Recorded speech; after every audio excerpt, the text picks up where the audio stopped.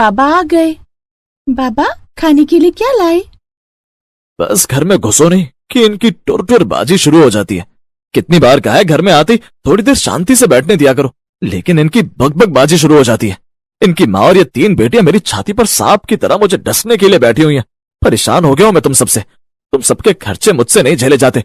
इससे तो अच्छा है कि मैं अकेले ही रहूं और अपनी जिंदगी जीऊं। यही कहकर उमेश हमेशा हमेशा के लिए वो गांव छोड़कर चला गया, जिससे पायल टूट गई। लेकिन उसकी बेटियों ने उसे हिम्मत दी। मत रो माँ, हम हैं ना तुम्हारे साथ। हम हमेशा तुम्हारे साथ रहेंगी, तुम्हें छोड़कर कहीं नहीं जाएंगी। हाँ माँ, अगर तुम चुप नहीं हुई तो हम भी रो पड़ेंगी। पायल को अब अकेले ही अपनी तीनों बेटियों का पालन पोषण करना था। पायल का पति समोसे का ठेला लगाता था, इसलिए अब पायल ने खुद का ठेला लगाने की सोची। यही सोचकर अगले दिन से ही वो समोसे का ठेला लेकर निकल पड़ती है और उसी जगह समोसे का ठेला लगाने लगती है जहां उसका पति उमेश लगाया करता था। एक ठेले वाला, अरे देखो देखो, इसका मर्द इसे छोड़कर भाग गया, इसीलिए बीवी आई है समोसे का ठेला लगाने। अरे लेकिन मेरी समझ में तो ये नहीं आता, इतनी सुंदर बीवी को छोड़कर वो चला कैसे गया।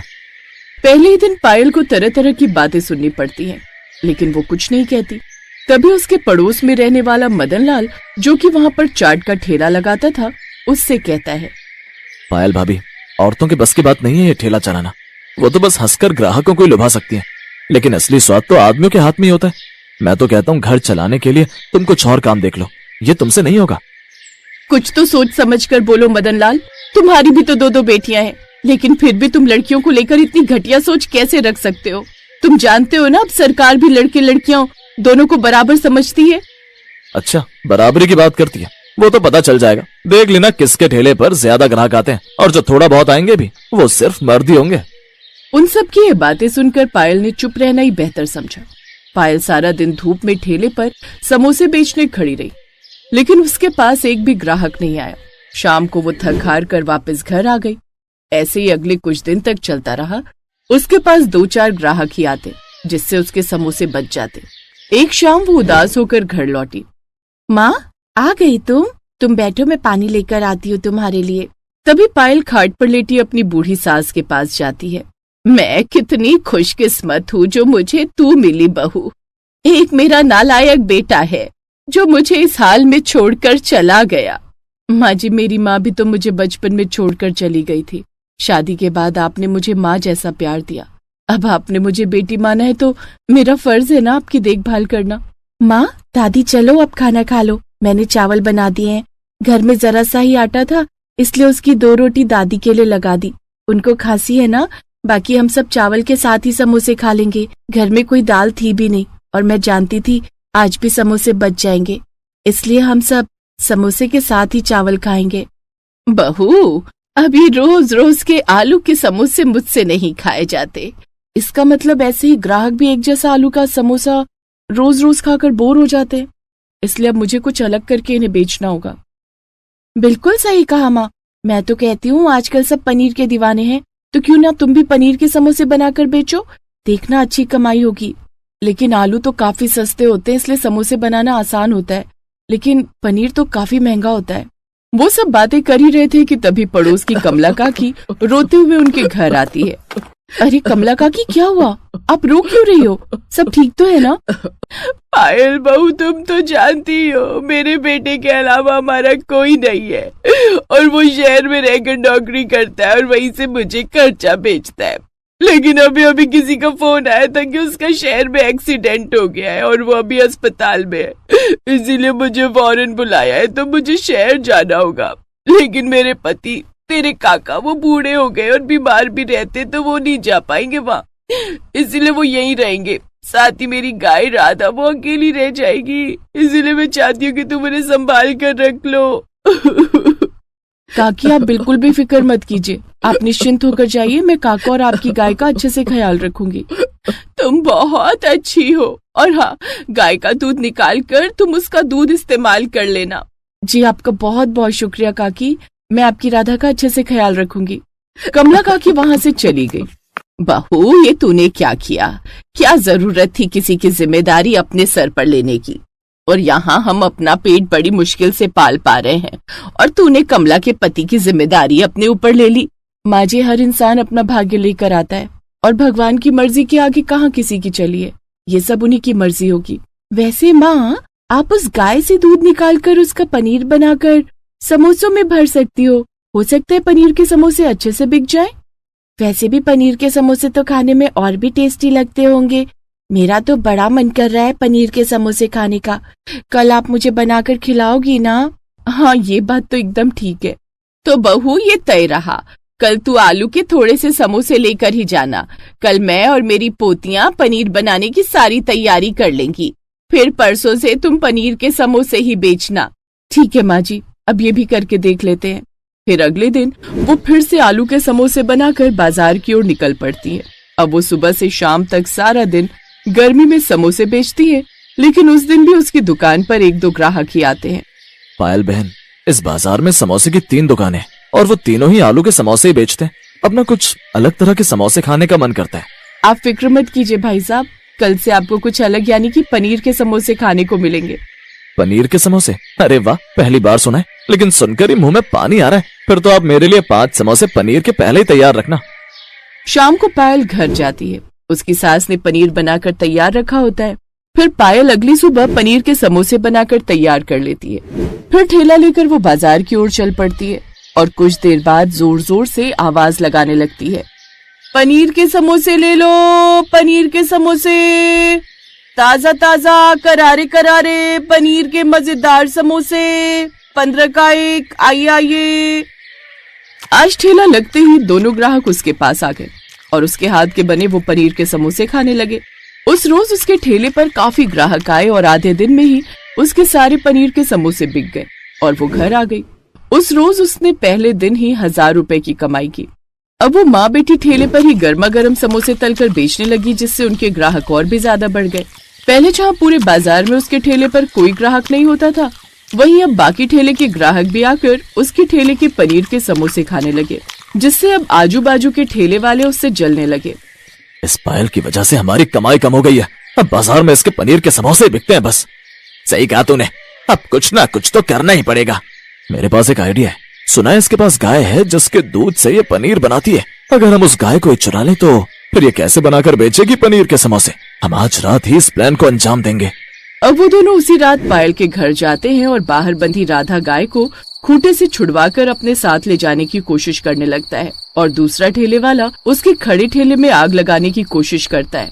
लेकिन तभी राधा जोर जोर से रंभाने लगती है। उसकी आवाज सुनकर पायल, उसकी बेटियां और सास सभी घर के बाहर आती हैं और मदन लाल को देखती हैं। तुम यहाँ क्यों आए थे? वो दोनों उन्हें सारी बात बताते हैं कि वो किस मकसद से यहाँ आए थे। ये बात पता चलते ही वो उन दोनों को मुखिया के पास लेकर जाते हैं, जहाँ मुखिया अपना फैसला सुनाता है।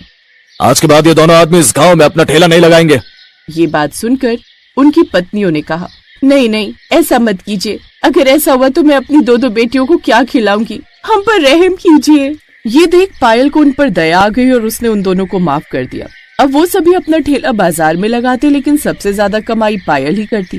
कुछ समय बाद कमला काकी भी गांव लौट आई और अपनी राधा की अच्छी सेहत देख बहुत खुश हुई। अब उसने अपनी वो गाय हमेशा के लिए पायल को ही दे दी, जिससे पायल अब उसका दूध निकालकर पनीर के समोसे बनाकर खूब कमाई करती।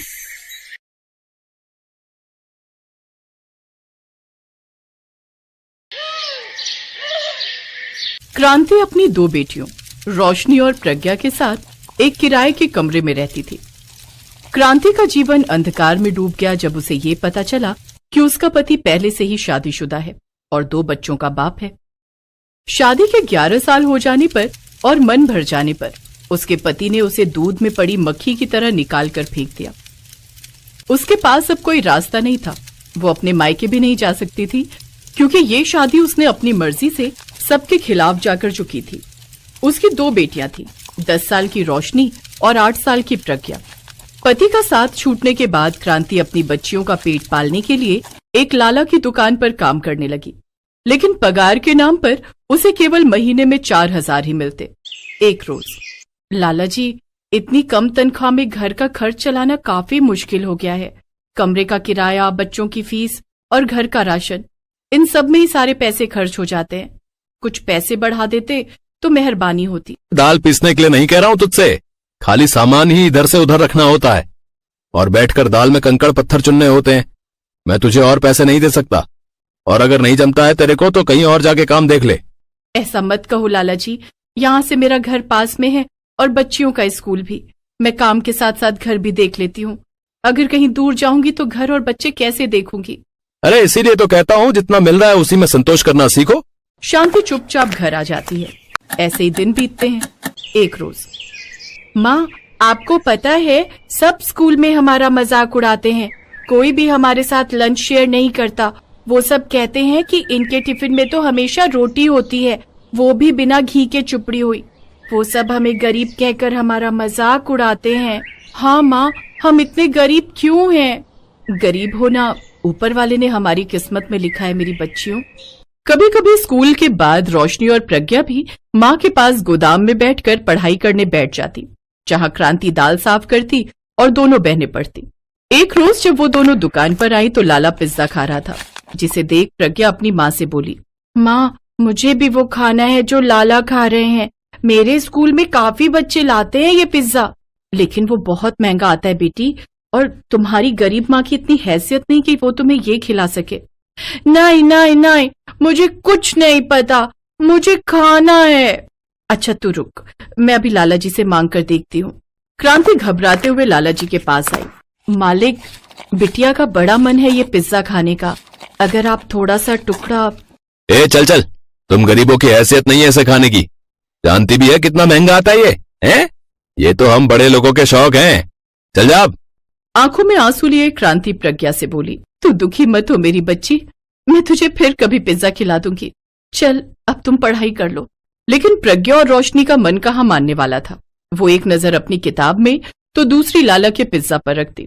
तभी लाला के पिज्जा में एक बाल आ गया। लाला ने गुस्से में उस पिज्जा को फेंक दिया, लेकिन रोशनी ने सबसे नजर बचाते हुए उसे अपने डिब्बे में रख लिया। घर आकर रोशनी उसे चूल्हे पर सेकने लगी। ये पिज्जा ये कहाँ से आया? माँ, वो लाला के पिज्जा में बाल आ गया था और उसने वो पिज्जा फेंक दिया था। मैंने बाल वाला हिस्सा तोड़कर फेंक दिया। चलो प्रज्ञा, अब तुम भी थोड़ा खा लो और थोड़ा माँ हम दोनों खा लेते हैं, आखिर हमें भी तो इसका स्वाद पता चले। लो खाकर देखो। क्रांति की आंखों में आंसू आ गए। उसने दोनों बच्चियों को गले से लगा लिया। फिर रोशनी ने एक टुकड़ा तोड़कर अपनी माँ और बहन के मुंह में दे दिया। अरे वाह, ये तो बड़ा स्वादिष्ट है। हाँ, सचमुच मजा आ गया। ऐसे ही समय बीता। एक रोज जब रोशनी और प्रज्ञा स्कूल से लौट रही थी, तो रास्ते में उनकी नजर एक ठेले पर वेज पिज्जा और पनीर का पिज्जा बना रहे मदन पर जाती है। रोशनी उसके पास जाकर बोली, अंकल क्या आप मुझे भी ये वेज पिज्जा बनाना सिखाओगे? ए धंधे का वक्त है, क्यों टाइम खराब कर रही है, चल जा यहाँ से।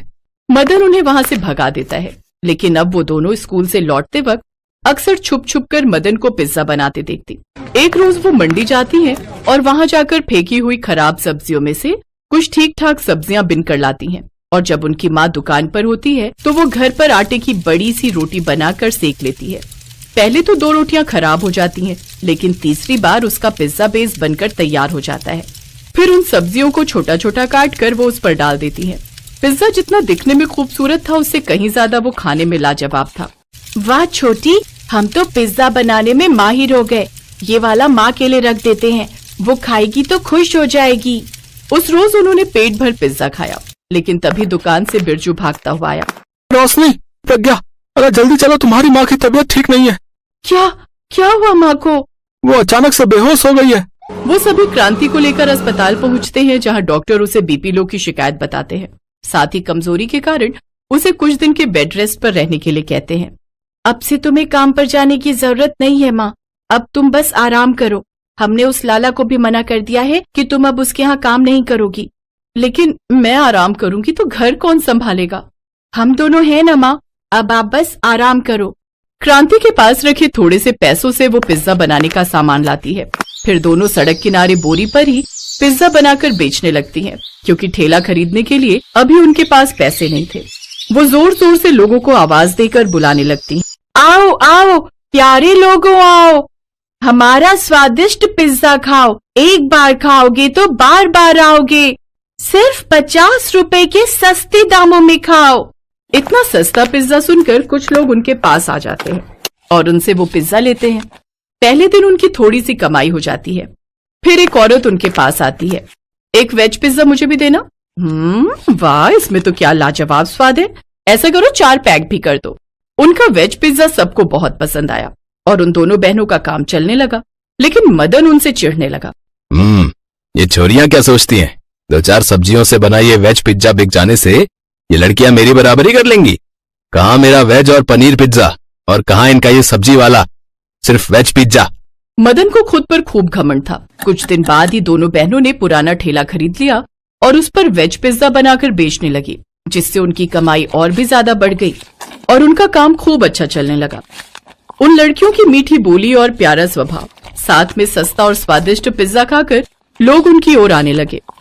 रोशनी तवे पर पिज्जा बनाती और प्रज्ञा वो सबको परोसती जाती। वाह, क्या बढ़िया वेज पिज्जा बनाया है। क्या लाजवाब स्वाद है इसमें।